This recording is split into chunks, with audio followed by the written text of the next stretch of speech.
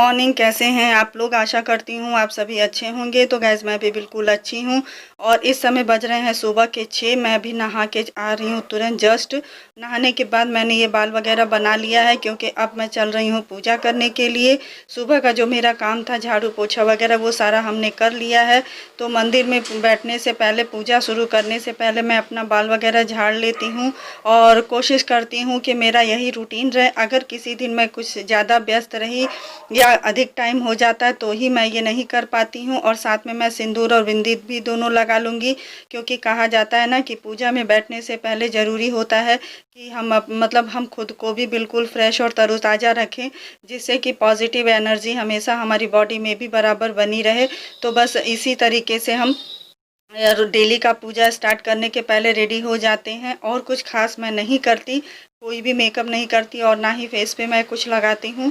बस नहाने के बाद ऐसे ही रेडी हो के अब मैं आ गई हूँ यहाँ कन्हैया जी को उठाने के लिए। तो ये देखिए लाला अभी हमारे सो रहे हैं। तो 6:10 हो रहा है इस समय मैं इनको जगा देती हूँ। कभी कभी लेट भी हो जाता है, कोई एग्जैक्ट टाइम फिक्स नहीं होता है क्योंकि कभी कभी घर का काम अधिक हो जाता है या कभी किसी कारण से लेट भी हो जाता है। वैसे हमारी कोशिश रहती है कि मैं 6:30 बजे तक लाला को जगा दूं क्योंकि ये छोटे हैं। रात में मैं इन्हें थोड़ा जल्दी सुला देती हूँ तो इनको सुबह भूख भी लग जाती होगी। तो बस मैं इनसे थोड़ा सा लाड लड़ा रही थी। तो इनको जगाने के बाद मैं इधर लेकर आ गई हूँ मंदिर में और मंदिर का पट भी हमने खोल दिया है और उसके बाद लाइट वगैरह लगा लूँगी। और जो पूजा में लगने वाले जो सामान है वो सारे सामान बास्केट वगैरह मैं नीचे उतार के रख लेती हूँ जहाँ मैं बैठ के पूजा करूँगी। एक्चुअली में जो सारा सामान मैं जो मतलब डेली यूज का रहता है इसे मैं यहीं मंदिर के पास ही रखती हूँ जिससे मुझे पूजा करने में थोड़ा आसानी हो। तो इस वजह से ना थोड़ा समय भी बच जाता है। और फूल भी मैं तोड़ कर ले आई थी और ये कच्चा दूध है गाय का, जिससे मैं कन्हैया जी को और शिवलिंग मतलब स्नान करवाऊंगी। एक्चुअली में इस समय अधिक मास का टाइम चल रहा है। वैसे भी मैं शिवलिंग हमारे पास है मंदिर में, तो इसलिए ज़रूरी हो जाता है कि शिव जी को भी स्नान करवाना। और सुबह जब दूध आ जाता है, ग्वाला दूध लेकर आ जाते हैं तो फिर कोई दिक्कत भी नहीं होती है, मिल जाता है आसानी से। तो ये जो कुछ बर्तन मंदिर में मैंने रात को छोड़ रखे थे उन्हें ही मैं यहाँ धुल रही हूँ। और ये जो साबुन है ये मंदिर के बर्तन के को धुलने के लिए ही बस हम यहाँ इसको रखते हैं, इससे कोई और दूसरा काम नहीं करते हैं। तो मेरा बेसिंग और मतलब सेल्फ ये बिल्कुल साफ़ है, आप देख सकते हैं। अभी कोई जूठा वगैरह मैंने नहीं निकाला था यहाँ, मतलब ऐसे कि कुछ नाश्ता या कुछ खाना कुछ ऐसा नहीं था, सारा कुछ साफ़ था मेरा। और ज़्यादातर बर्तन में जो खाली हो जाता है मंदिर का उन्हें मैं रात को ही साफ़ करके सोती हूँ। एक्चुअली में होता क्या है कि सुबह काम अधिक होता है, सब कुछ खुद ही करना होता है तो थोड़ा समय की बचत हो जाती है। और अभी मैं यहाँ चल रही हूँ सूर्य देव को अर्घ देने के लिए। सूर्य देव को अर्घ देने में मैं लाल रोली और अक्षत और थोड़ा एक छोटा सा फूल हमने ले लिया है। फूल ये आज बहुत अच्छा से हुआ हो गया था। तो अब ये धूप बत्ती निकाल के मैं चल रही हूँ बस सूर्य को अर्घ देने। और सूर्य को अर्घ देने के बाद ही फिर उसका बाद मेरा पूजा का रूटीन यहाँ स्टार्ट हो जाता है। तो ये आप देख सकते हैं। तो यहाँ मैं अर्घ दे रही हूँ सूर्य देव को। तो यहाँ जल अर्घ देने के बाद मैं फिर आप लोगों से मिलती हूँ।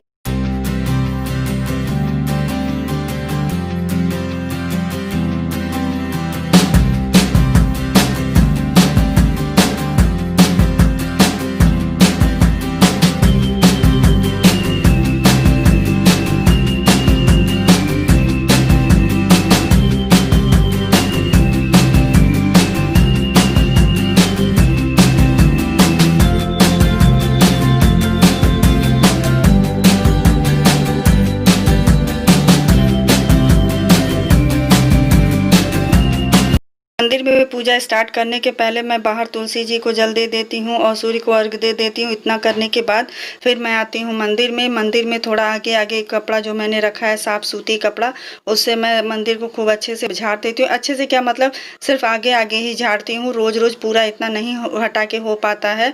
इतना जो पूरा हटा के मैं जब साफ करती हूँ इसे मैं महीने 15 दिन में एक बार करती हूँ। 15 दिन में कमी करती हूँ, मैं 1 महीने में ही एक बार हो पाता है। क्योंकि इसको जब बराबर ऐसे धूल गर्दा झाड़ते रहो तो डस्ट वगैरह निकल आता है। और जो धूप बत्ती वगैरह हम सुलगाते हैं उससे जो थोड़ा धुआं जो बैठता है वो सारा भी हट जाता है। तो बस आगे आगे इस तरीके से मंदिर को झाड़ के साफ कर देते हैं क्योंकि ज़रूरी हो जाता है। जहाँ हम रहते हैं उसको तो हम रोज़ ही धुलते और पोंछते हैं, साफ करते हैं। तो मंदिर भी साफ करना बहुत ज़रूरी हो जाता है। तो इसलिए पहले मंदिर में पूजा शुरू करने से पहले मैं यहाँ पे झाड़ वगैरह के सब बिल्कुल अच्छे से साफ कर दे रही हूँ। एक ये छोटा सा टाइल्स का टुकड़ा हमने रखा है कि अगर इस पे कोई सामान वगैरह रखना हो तो फिर जो हमने पेपर लगाया है वो पेपर भी नहीं खराब होता है और ये अधिक दिनों तक चल भी जाता है और बार बार समय भी नहीं लगता है। तो अभी मैं पहले दूध से आचमन करके मानसिक रूप से सभी भगवान जी को, सारे देवी देवताओं को मानसिक रूप से आमंत्रित करके इनको मैं स्नान करवा देती हूँ। अब ये शिवलिंग को मैं स्नान करवा देती हूँ। ॐ त्र्यम्बकं यजामहे सुगन्धिं पुष्टिवर्धनम् उर्वारुकमिनबन्धनान् मृत्युर्मोक्षयमामृतात्। तो बस इसी मंत्र के साथ मैं शिव जी का को स्नान करवा देती हूँ श्रद्धा के साथ और फिर मंदिर के ही कटोरी में थोड़ा सा गंगा जल डाल के हम इनको उसमें अपनी जगह पे स्थापित कर देते हैं जहाँ मैं शिवलिंग रखती हूँ। तो अब बारी आती है कन्हैया जी की, यानी मेरे लाला की। और वैसे मैं बता दूं, लाला को मैं प्यार से सोना कहती हूँ। जब तक मैं इन्हें सोना कह के 2-4 बार न पुकारूं तब तक जैसे मेरा दिल नहीं भरता। तो मैं इन्हें थोड़ा सा प्यार कर रही थी क्योंकि सच मानिए बहुत प्यार आता है इनके ऊपर कि मैं बता नहीं सकती। और शंख में ऐसे तुलसी पत्र डालते हुए और दूध के साथ में इनको ओम नमो नारायण नमो नमः श्री कृष्ण गोविंद हरे मुरारे हे नाथ नारायण वासुदेव, इस मंत्र के साथ दूध से और जल से इनको स्नान करवा देती हूँ। स्नान करवाने के बाद फिर मैं इनका श्रृंगार करूँगी। श्रृंगार जैसे मैं डेली करती हूँ, बहुत हल्का श्रृंगार करती हूँ क्योंकि इस टाइम अभी गर्मी भी बहुत अधिक हो रही है। अगर कुछ ज़्यादा हैवी पहना दूंगी तो फिर इन्हें भी दिक्कत हो जाएगी, जैसे हमें दिक्कत हो रही है गर्मी में। तो इस वजह से मैं कुछ ज़्यादा नहीं पहनाती हूँ। और मैंने पहले भी आप लोगों को बताया है कि कोरोना की वजह से मैं बाहर मार्केट वगैरह भी बहुत कम ही जा रही हूँ। तो इसलिए अभी फ़िलहाल जो है मैं उसी में लाला का सेवा कर रही हूँ, लाला को वैसे ही सजाती हूँ। और फिर मतलब कमी नहीं होती। मैं ये सोचती हूँ कि जब इनकी इच्छा होगी तो ये खुद ही मुझे मार्केट ले चलेंगे और खुद ही अपनी पसंद का जो सामान लेना होगा ये खरीदवा लेंगे। इसलिए मैं ज़्यादा टेंशन नहीं लेती इस बात के लिए। तो इनको खूब अच्छे से प्यार से पोंछ लेते हैं।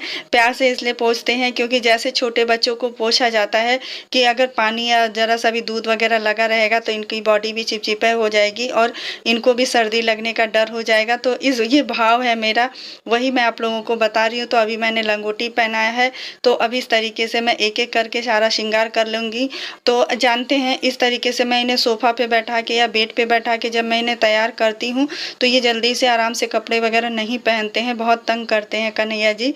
तो और जब मैं इस तरीके से अपनी गोद में बैठा के इनका श्रृंगार करती हूँ तो ये खूब अच्छे से तैयार हो जाते हैं, ज़रा भी परेशान नहीं करते हैं। और जो मेरे पहले वाले लाला हैं, पहले वाले सोना कन्हैया हैं, वो तो इतना तंग करते हैं कि मैं बता नहीं सकती। जब मैं उन्हें मतलब किसी भी काम के लिए, श्रृंगार के लिए, स्नान के लिए या दूध या भोग के लिए कभी भी मैं उन्हें मतलब उनके पास जाती हूँ तो वो बहुत तंग करते हैं। बार बार वो गिरते हैं, जैसे बिल्कुल वैसे ही जैसे कि एक छोटा बच्चा जब बकैया खींचता है और उस टाइम बार बार गिरता है, पलटी मारता है, तो बिल्कुल उसी तरीके से ये मेरा अपना फीलिंग है जो मैं आप लोगों के साथ शेयर कर रही हूँ। तो अब सारे फूल वगैरह मैंने भगवान जी को अर्पित कर दिए हैं और केला था घर में आज भोग लगाने के लिए, तो मैंने केले का भोग लगा दिया है। और वैसे भी आज मंगलवार का दिन है तो हनुमान जी को यानी बालाजी महाराज को केला और चना इन सब चीज़ों का भोग लगाया जाए तो काफ़ी अच्छा होता है, ऐसा मैंने सुना है। तो आज केला था तो मैंने केले का भोग लगा दिया है। वैसे आज फ्रेंड मंगलवार है तो मंगलवार को मुझे सुंदरकांड भी अगर टाइम मिलता है तो मैं सुंदरकांड भी कर लेती हूँ, अगर नहीं मिलता है तो फिर हनुमान चालीसा वगैरह ही पढ़ लेती हूँ। वैसे समय अधिक हो रहा था क्योंकि मेरे हस्बैंड को कहीं जाना था तो इस वजह से मुझे सुंदरकांड पढ़ने का टाइम नहीं मिला था आज, तो आज मैं नहीं पढ़ पाई थी, सिर्फ मैं हनुमान चालीसा पढ़ी हूँ।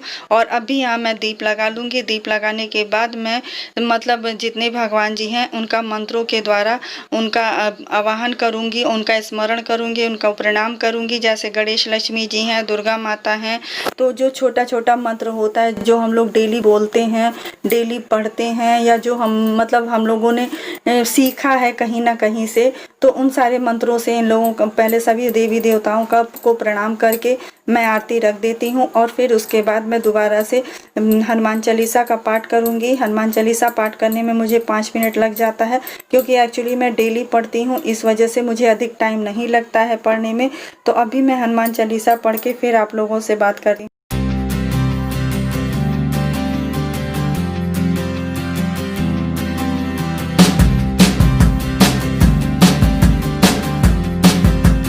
ये रुद्राक्ष का माला है। रुद्राक्ष के माला से हम ओम गंग गणपतये नमो नमः का 108 बार जाप कर लेते हैं। इतना करने के बाद हम सारी भगवान जी को इत्र लगा देते हैं, क्योंकि जब इत्र वगैरह लगाओ तो काफ़ी अच्छी खुशबू भी आती है और भगवान जी को भी बहुत पसंद है।